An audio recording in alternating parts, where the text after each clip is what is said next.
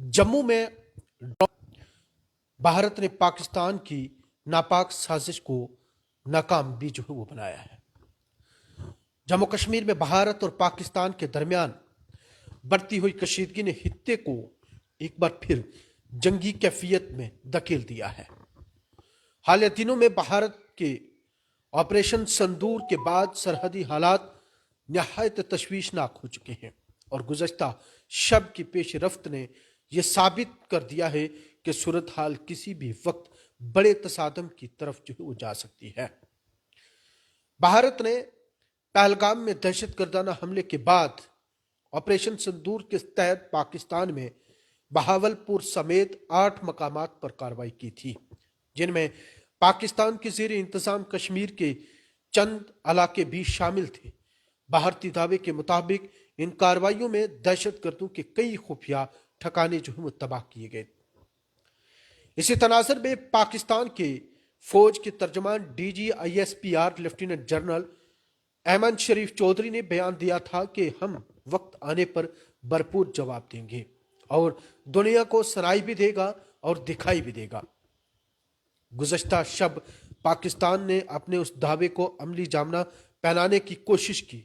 जम्मू के मुख्तलिफ इलाकों में पाकिस्तानी ड्रोन्स और मिसाइल हमले किए गए, लेकिन भारतीय अफवाज ने एयर डिफेंस सिस्टम के जरिए तमाम अहदाफ को फिजा में ही तबाह करके मुमकिन बड़ी तबाही को टाल दिया। अगर ये हथियार जमीन तक पहुंच जाते तो एक बड़ा साने जो है वो जन्म ले सकता था। सवाल यह है कि आया पाकिस्तान का ये हमला जो उसी जवाबी कार्रवाई का हिस्सा था जिसका ऐलान DGISPR ने किया था, या फिर इसके पीछे कोई और बड़ी साजिश है। भारत बहर सूरत हर नापाक हरकत का जवाब देने की मुकम्मल सलाहियत रखता है और अगर पाकिस्तान ने दोबारा कोई इकदाम किया तो इसका खमियाजा उसे जरूर जो है वो भुगतना पड़ेगा। इससे कबल गुज़श्ता दोनों पाकिस्तान की जानिब से पुंछ, मंजाकोट, नौशहरा और दीगर सरहदी इलाकों में शदीद शेलिंग की गई थी, जिसका निशाना आम शहरी बने। उन हमलों में कम अज कम 15 शहरियों की जान जा चुकी है, जबकि 50 से ज्यादा अफराद जो हैं वो जख्मी हुए। शेलिंग का निशाना वो इलाके बने जो मुकम्मल तौर पर अवामी आबादी के तहत जो वो आते थे, जिनमें स्कूल्स, रिहायशी मकानात और मार्केटें जो है वो शामिल हैं।